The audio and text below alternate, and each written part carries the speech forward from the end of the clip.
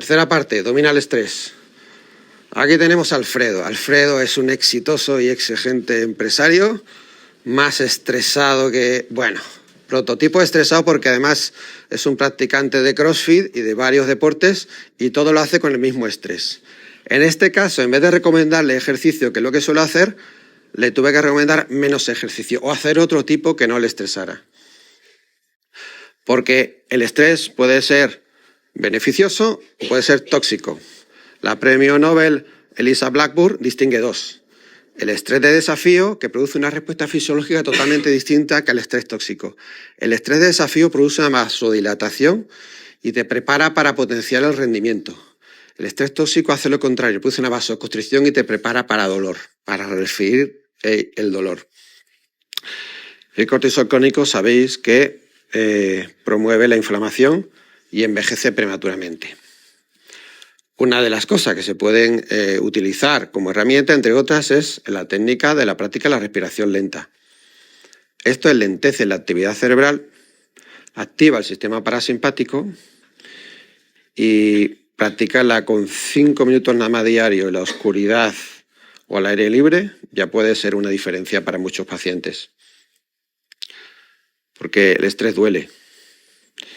Y otro tipo de estrategias que también podemos recomendar es el ejercicio al aire libre, pero no como el de Alberto, que lo hacía en la box, en una cajita con luz azul y vamos, como si le fuera la vida en ello.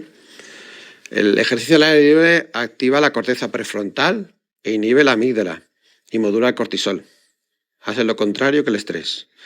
La naturaleza, pasear por la naturaleza, meterte en el bosque, eso también reduce el cortisol. Se ha visto que disminuye hasta un 50% el riesgo de muerte prematura en la gente que vive en ambientes rodeados de árboles y de vegetación. Eleva la serotonina.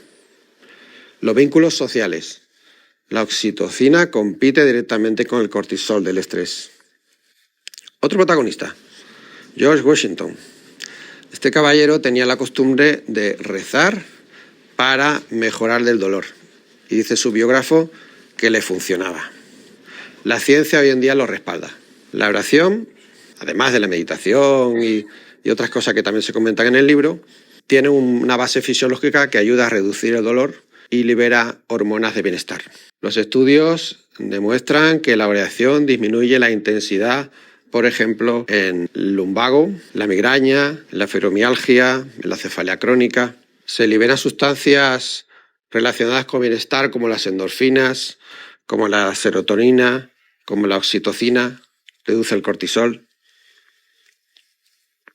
produce cambios cerebrales.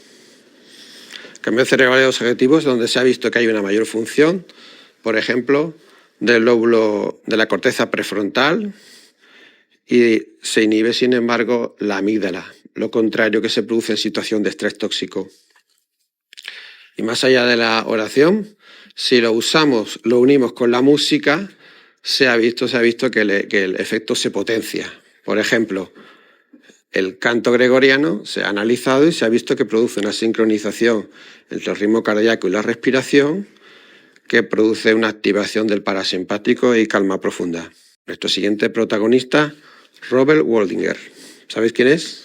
Es el afortunado último director de uno de los estudios que se han hecho sobre salud y felicidad más ambiciosos. Empezó en el año 1938.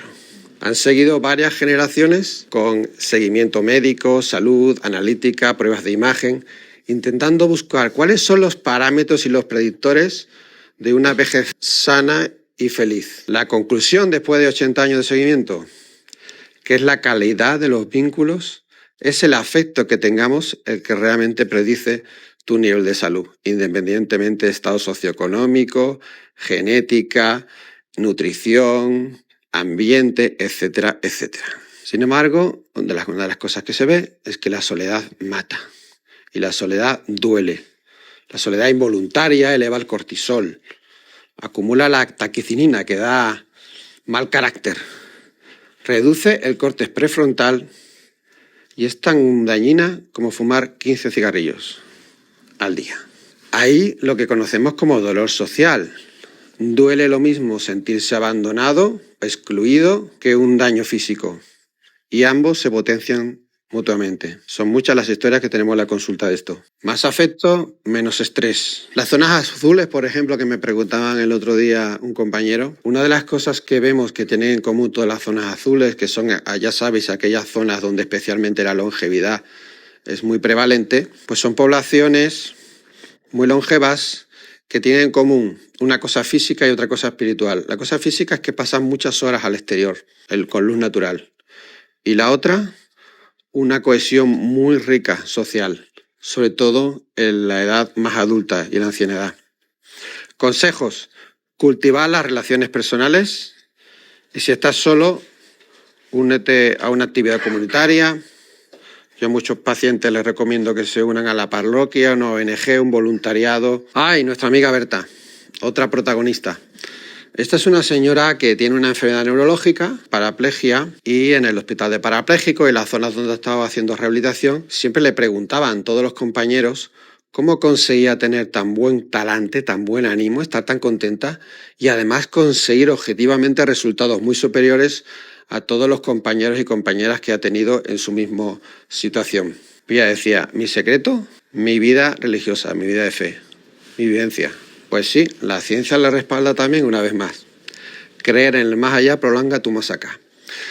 No solo a nivel de salud general, que hay muchísimos estudios que nos demuestran que la salud en general, a nivel de mortalidad y de morbilidad, de demencia, cáncer, depresión, infarto, artrosis, etcétera, disminuye con la práctica religiosa, sino que, por ejemplo, se hizo un estudio, el estudio de Harvard, con una revisión de más de 15.000 artículos, donde el estudio, la conclusión que tiene es que si hay una patología grave, importante, ahí el tema espiritual tiene que incorporarse obligatoriamente. Pero también para la salud en general. Si además esa práctica, esa vivencia se hace en grupo, en comunidad, pues todavía se potencia muchísimo más, como dice Pascual Leone, mucho más que una interacción esporádica.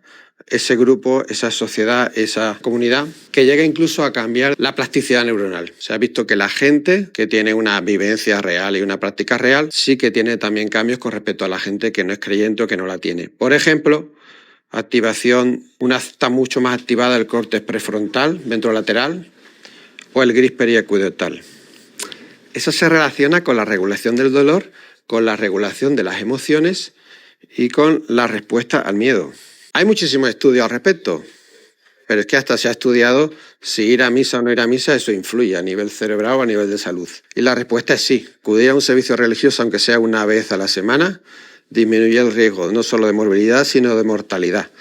La mortalidad asociada a suicidio, drogas, alcohol. ¿Y es solo por la distracción y tal? No, se ha visto, se ha comprobado, frente a controles de distracción, que meditar o orar disminuye la EVA. Disminuye la intensidad del dolor cuando se les pone a agua helada. Ambos, la meditación y la oración, con respecto a la simple distracción. Y la oración en particular, muchísimo más potente frente a una simple meditación.